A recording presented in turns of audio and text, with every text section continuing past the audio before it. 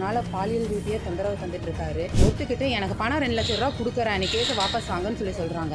என்னை மிரட்டி பலவந்தப்படுத்தி இது பண்ணாரு. எனக்கு கொலை மிரட்டல் இது இருக்குது. இந்த போலீஸும் கூட தான் இருந்தாங்க.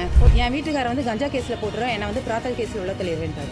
எனக்கு வந்து வடவழி இன்ஸ்பெக்டர் மட்டும் தான் வந்து அந்த ஊர்லேயே இருக்கக்கூடாதுங்கிறாங்க. இப்போ என்ன ஊரை விட்டு ஊர் காலி பண்ணி போக சொல்கிறாரு. நான் யார் கூட சொல்கிறேனோ அவங்க கூட எல்லாம் போகணுங்கிறாரு. மகாராணி அவனியூவில் வந்து ஒரு வீடு வாங்கியிருக்காரு, அங்கேயும் என்னை கூட்டிகிட்டு போயிருக்காரு. என்னோடய வீடியோ வச்சுருக்கேன்னு சொல்லி விட்டுருவேங்கிறாரு. என் பேர் சுதா என்ற கலா. நான் வடவழியிலேருந்து வரேன். வடவழியில் திமுக 40வது வட்ட செயலாளர் கதிரேசன் வீட்டில் வந்து 6 வருஷமாக வீட்டு வேலைக்கு போயிட்டு இருந்தேன்.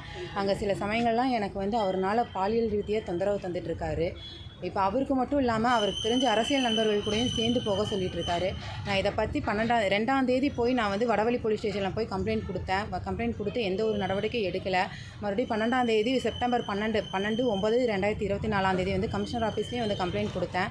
மறுபடியும் அது வந்து ஆர்எஸ்புரம் போச்சு. ஆர்எஸ்புரத்தையும் கரெக்டான விசாரணை எனக்கு சரியாக அமையலை.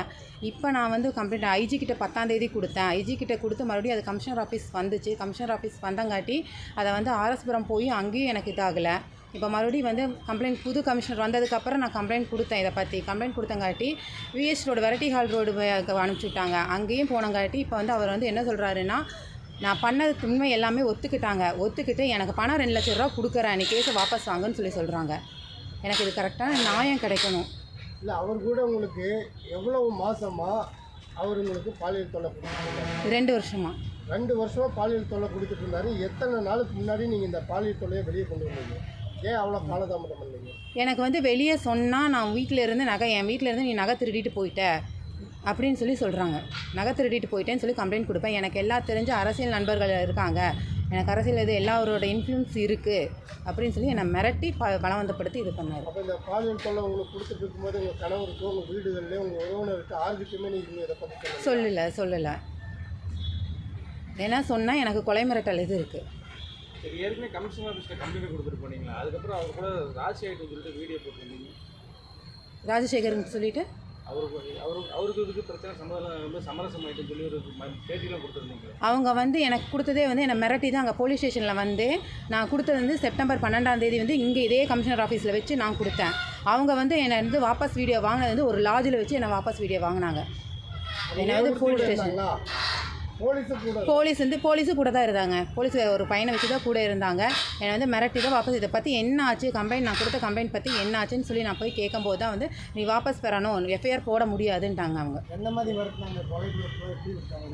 என் வீட்டுக்காரர் வந்து கஞ்சா கேஸில் போட்டுறோம், என்னை வந்து பிராத்தல் கேஸில் உள்ள தள்ளிடுறேன்ட்டார். காவல்துறை. நீங்கள் கேட்கவே இல்லையே, நீங்கள் ஃபோன் பண்ணவே இல்லை. எனக்கு யாரும் எந்த ஒரு ஃபோனும் பண்ணலை, என்கிட்ட யாரும் ஃபோன் பண்ணியும் கேட்கல.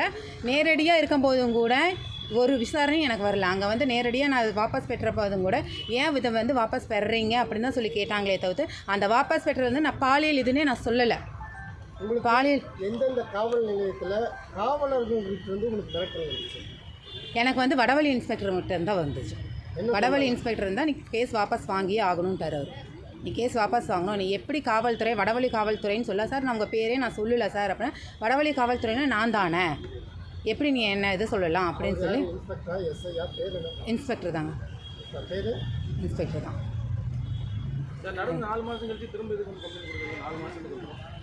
இதை பற்றி நடவடிக்கை எடுக்கல.